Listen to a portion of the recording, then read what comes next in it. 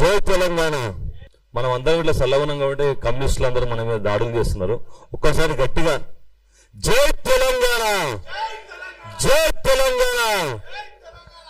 ఈరోజు తెలంగాణ రాష్ట్రంలో నిజంగా కూడా మనం అన్ని విధాలుగా అన్ని కోల్పోతున్నాం. ఒకటే అంశం మాట్లాడుతున్నాం. ఇప్పుడు మనకున్న హక్కులను కోల్పోతున్నాం, రాజ్యాంగ హక్కులను కోల్పోతున్నాం. ఎలా అంటే ఈరోజు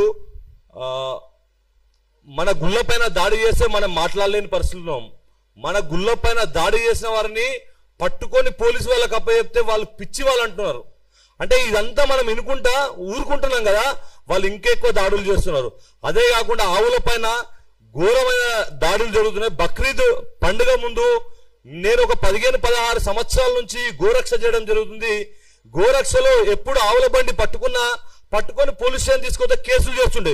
ఈ రోజు తెలంగాణ రాష్ట్రంలో ఈ కాంగ్రెస్ ప్రభుత్వం వచ్చిన తర్వాత, ఈ రేవంత్ రెడ్డి గారి ప్రభుత్వం వచ్చిన తర్వాత ఈ రాజ్యాంగాన్ని కుప్పతొట్టులు వేసినట్టు చేస్తున్నారు. ఎందుకంటే యాక్టులు ఉన్నాయి, అన్ని యాక్టులు లాగానే చట్టాలు ఉన్నాయి. చట్టాలను పక్కన పెట్టి ఈ బక్రీద్ పండుగకు ఆవులను యథేచ్ఛగా వందలాది వేలాది ఆవులను మా కళ్ళ ముందే పోలీసులు మరియు అధికారులు, వెటర్నరీ అధికారులు, పోలీసులు తీసుకొని హైదరాబాద్ తరలించడం జరిగింది.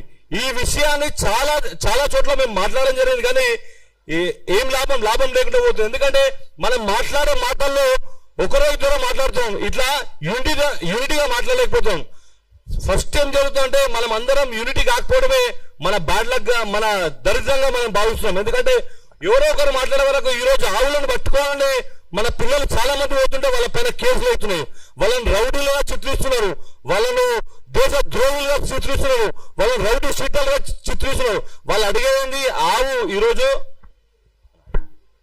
ఈరోజు ఆవు ఏంటంటే ఆవు కోసం గోరక్ష చేసే వాళ్ళ పైన కేసులు, వందలాది కేసులైనాయి. రీసెంట్ గా మొన్న మహేష్ వాళ్ళ పైన 20 మంది మీద కేసులైనాయి. వాళ్ళు రాత్రుల పూట వాళ్ళ ఇంటి సంసారాన్ని పక్కన పెట్టి నా గోమాత చనిపోతుంది, నా గోమాతను కాపాడుతానని పోతున్న వ్యక్తుల పైన కేసులు చేశారు. ఎక్కడ వెళుతుంది ఈ రాజ్యాంగం? ఎక్కడ పోతుంది తెలంగాణలో రాజ్యాంగం?